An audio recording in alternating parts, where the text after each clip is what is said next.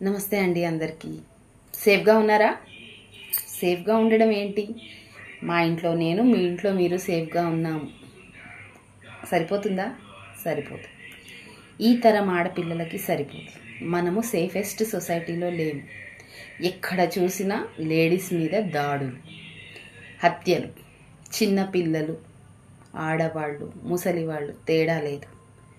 ఎప్పుడు ఏం వినాల్సి వస్తుందో అన్న భయంతో బతకాల్సిన పరిస్థితి ఇప్పుడు.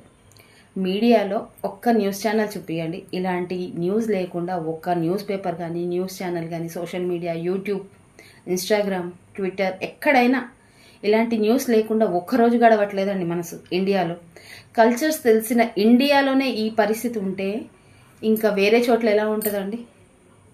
స్త్రీని ఎలా గౌరవించాలి అనేది ఇండియాలో చేస్తారు, వాళ్ళని చూసి నేర్చుకోవాలని ప్రపంచ దేశాలు అనుకుంటున్నాయి.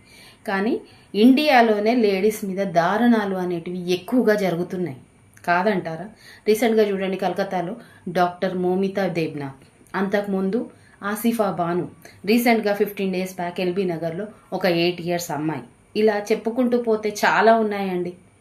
ఎప్పటికి ఆగుతుందండి ఆడపిల్లల మీద దాడులు? మన పిల్లలు ఎంత సేఫెస్ట్ సొసైటీలో ఉన్నారో కనబడుతుందా? ఎంత ఆలోచించినా మనకు ఇలాంటి పరిస్థితులు తప్పట్లేదు. మన పిల్లల్ని స్కూల్కి పంపిస్తాం, సేఫ్గా పిల్లలు ఇంటికి వచ్చేవరకు గుండెల్లో దడదడ ఉంటుంది. ఉద్యోగానికి వెళ్ళే ఆడవాళ్ళకి మళ్ళీ సురక్షితంగా ఇంటికి వస్తారా లేరా అని పేరెంట్స్కి భయం ఉంటుంది. ఇప్పుడిప్పుడే అండి లేడీస్ బయటకు వస్తున్నారు, ప్రపంచం తెలుసుకుంటున్నారు, ఎలా బతకాలి, మా కాళ్ళ మీద మేము ఎలా నిలబడాలి అనేది నేర్చుకుంటున్నారు. ఎవరి మీద డిపెండింగ్ అవ్వకుండా. వాళ్ళ ఫ్రీడమ్ని ఎందుకండి తీసేస్తున్నారు? ఎవరిచ్చారండి మీకు హక్కు?